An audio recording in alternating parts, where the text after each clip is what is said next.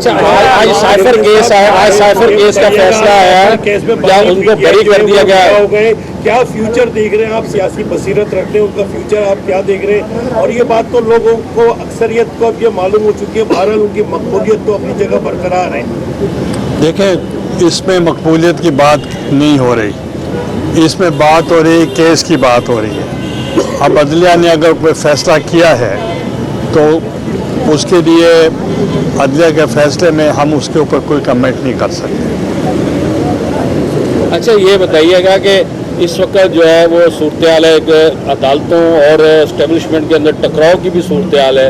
आप बताएं कि इसके अंदर आप क्या रोल अदा करेंगे? इस वक्त जज भी जो कह रहे हैं हमारी इज्जत नहीं की जा रही, दूसरे लोग कहते हैं हमारी इज्जत नहीं की जा रही, पॉलिटिकल लोग जो है वो क्या करेंगे इन दोनों के मसले, इनके टकराव के? तमाम इंस्टीट्यूशंस जो हैं वो अपने अपने दायरा कार में रहकर अगर काम करेंगे तो किसी किस्म का कोई ख़तरा नहीं है। तो इसलिए मैं नहीं समझता कि एस्टेब्लिशमेंट या जुडिशरी का कोई टकराव की बात जो आप कर रहे हैं तो मुझे नज़र नहीं आ रही। तो अगर कोई ऐसी बात आपके जहन में होगी तो मुझे बताएं। अच्छा, गिलानी साहब, मेरा क्वेश्चन ये है कि साइफर केस में आप क्या समझते हैं कि जो कहा जा रहा था कि वो गद्दार, क्या वो आप समझते हैं कि वो गद्दार थे? और दूसरा जो उन्होंने एक ट्वीट उनका चल रहा है शेख मुजीब के हवाले से, उसके हवाले से आप क्या कहें? देखिए, जो ये मैटर सब्जेक्ट है, इस पर तो मैं कमेंट नहीं करता।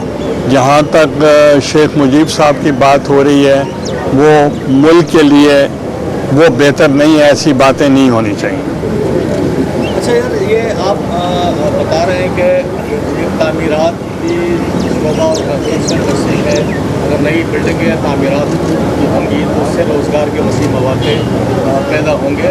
लेकिन इस दफ़ा जो IMF की शराइत के मुताबिक जो कंस्ट्रक्शन इंडस्ट्री है उस पर तो टैक्सेस किए जा रहे हैं और इंडस्ट्री का कहना है कि दोहरे किस्म के टैक्सेस आयद किए जा रहे हैं, फिर तो वो रोज़गार के मौके कहाँ बैठेंगे? देखें, इस पे सिर्फ जो कंस्ट्रक्शन है उसमें एक एवेन्यू नहीं है, इस पे अंदर कई और कंस्ट्रक्शन जब होती है उसमें बहुत से, जैसे सीमेंट है जिसमें सरिया है, उसके अंदर मार्बल है, उसके अंदर वुड है, कारपेंटिंग है, प्लम्बिंग है, इलेक्ट्रिसिटी है, वो बहुत सारे अपॉर्चुनिटीज़ हैं जिसके लिए मैंने आपको हिंट किया कि वहाँ अपॉर्चुनिटीज़ बढ़ेंगी। मगर एट द सेम टाइम जब बजट आएगा, IMF के जो कंडीशनैलिटीज़ होंगी उस वक्त हम अपनी कमेंट करेंगे। अभी बजट मेरा ख्याल है 12 को पेश होगा।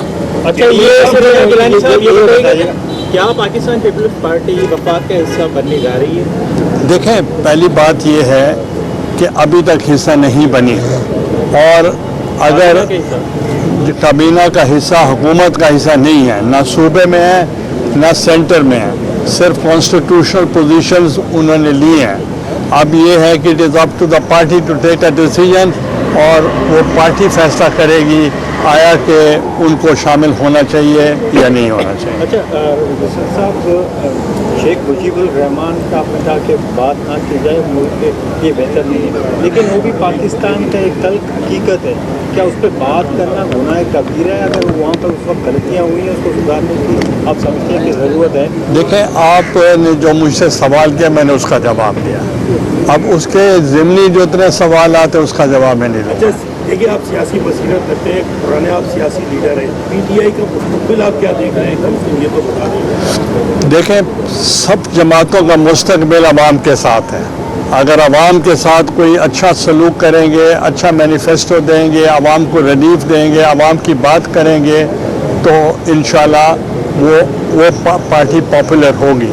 अगर हमने अब कितने अरसे से, मैं पीपल्स पार्टी में हूँ 1987 से, और मैं समझता हूँ कि पाकिस्तान पीपल्स पार्टी एक संजीदा जमात है।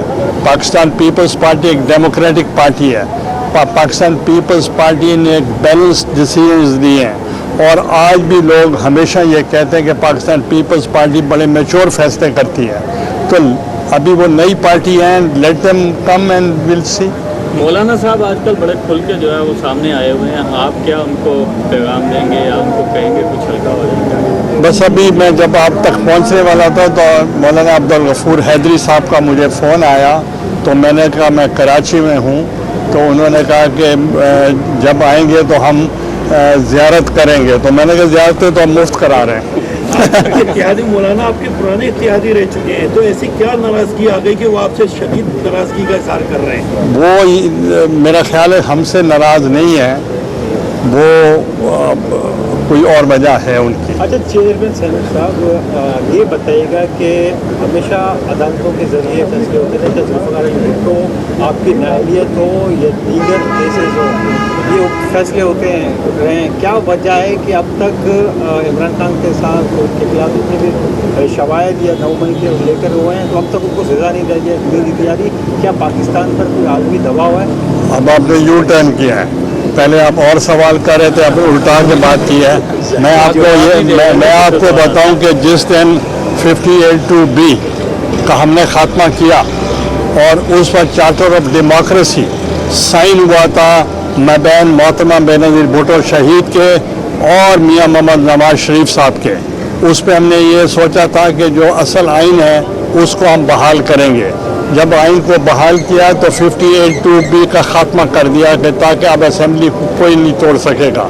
मगर मेरे पास आसमा जहांगीर आई, सुप्रीम कोर्ट बार की सदर थी, उन्होंने कहा कि गिलानी साहब आपको एक चीज़ बता दूं, अब इसका जो इतलाक होगा वो प्रेसिडेंट नहीं डिसॉल्व करेगा असेंबलियों को, अब जुडिशरी क्या करेगी। और उसके बाद मैं भी नाअहल हुआ और उसके बाद मियां नवाज शरीफ साहब भी।